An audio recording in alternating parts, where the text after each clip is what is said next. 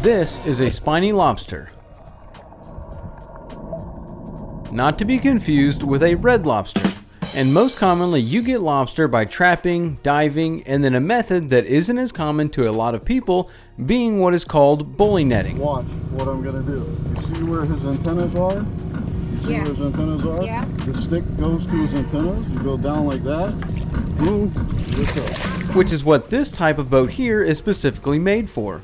But you can't just buy one, you have to have someone custom build you one, making them a coveted tool among boaters. And this style of boat is useful in many other ways than just lobstering, depending on where you live. But a little background about how the design of this kind of boat was created, which stems from the pattern of a spiny lobster. During the day, they are found tucked back into holes, ledges, rock formations, and any other object that they can hide in during the day while the sun's out.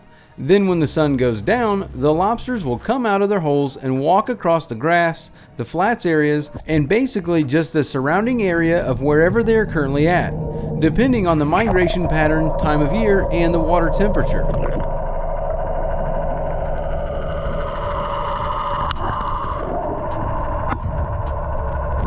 It's also extremely unlikely that this type of boat has ever been utilized before bully netting came around. And so, knowing that these little lobsters like to come out at night and walk around makes them a lot easier to catch for you and I. Well, sort of, if you have the right equipment and the right type of boat. Bully netting has become a lot more popular lately, and so you'll see hundreds of more boats out there at night come lobster season. Trying to scoop up some lobster while they are out walking around on their midnight stroll. But there are a couple of key elements to the boat and the gear that can take you from limiting out in 15 minutes to spending 5 hours on the flats trying to get that last tail. One of the top tricks to this is going to be the lights. But let's talk about the boat first. It's best to make a bully netter out of a 13 to a 15 foot, sometimes even to a 17 foot boat. You want something that can turn on a dime, really. Boston Whalers, McKee Crafts, Carolina Skiffs, almost any kind of tunnel style hull that will allow you to turn in a circle quickly, so that when you're trying to pull up on, say, a lobster or a flashlight that someone lost the night before, you'll be able to keep your eye on what you are going for and turn the boat around to pick it up. Without that ability, you are already at a disadvantage. Now the boat gets pretty much gutted. Older hulls are great, but after gutting the hull, you can build the platform to stand on up front, where the console is going to go. And all you need is just a short console big enough to house some electronics and have the control box on the side of it like this, so that you can stand here at the front of the boat and look down straight into the water. Having a spotlight on the front is a great feature too, so that when you are coming in, you can light everything up. Having this platform up in the front with the controls gives us the ability to be standing there looking straight down over the edge into the water, making it a huge advantage because of how the nets work when trying to catch the lobster.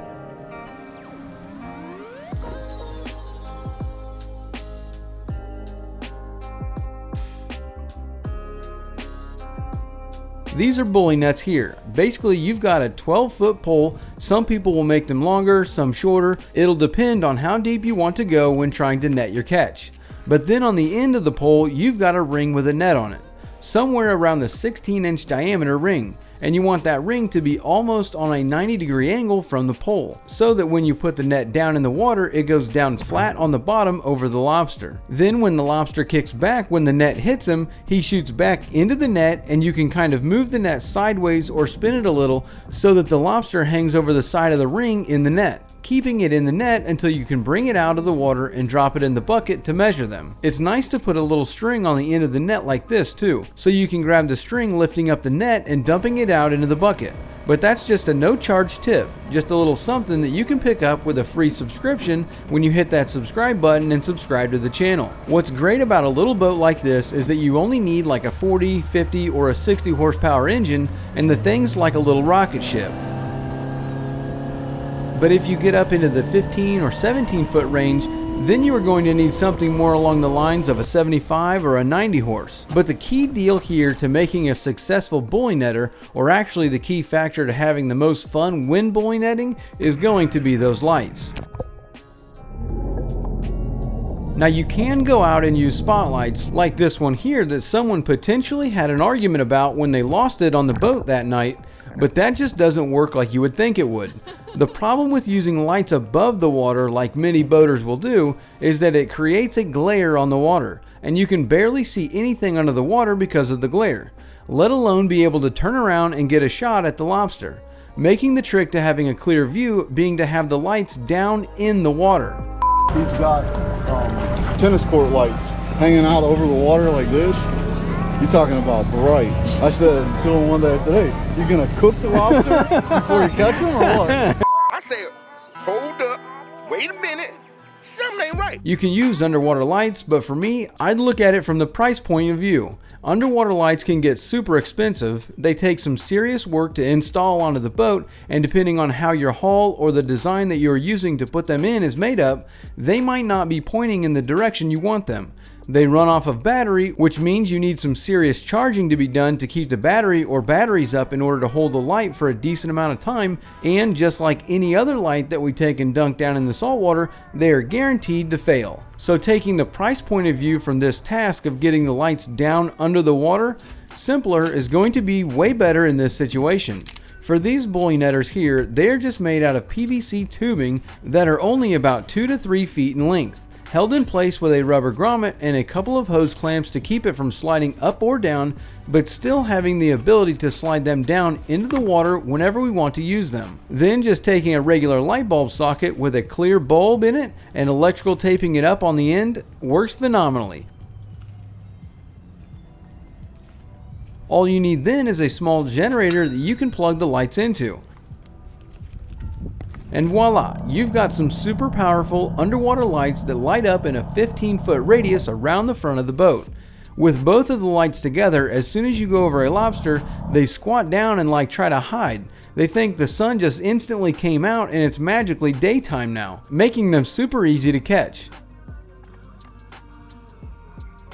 If you're handy, you can wire a setup in the boat like this to allow you to just plug the lights in down here under the deck and then run that over to the generator. Then when one of these bulbs stops working, it's not some big issue that messes up the night. All you have to do is just remove the bulb, install a new one, and tape it up. You might be out like $4 by the end of the 5-minute repair. Because it's clearly just not as fun when you're on the water with a broken boat or equipment, or you just dropped a $150 light and battery down into the water to never see it again. Bully netting is a super fun thing to do if you get the chance to go out and try it. You have to make sure you get the net on the center of the lobster though. If that ring isn't around his tail, then he's gone. And if you don't turn the net a little or swoop it in whatever direction away from the tail, getting him on the outside of the ring in the net, then he will also be gone really quickly and you'll have to move on with the hunt. Now we'd love to hear what you think in the comment section below. What would you use a bully netting boat for where you live? Don't forget to visit us at bornagainboating.com or pick up your own BAB tumbler from our merch shelf below the video. Thank you all for hanging out with us this week, and we look forward to seeing you next week.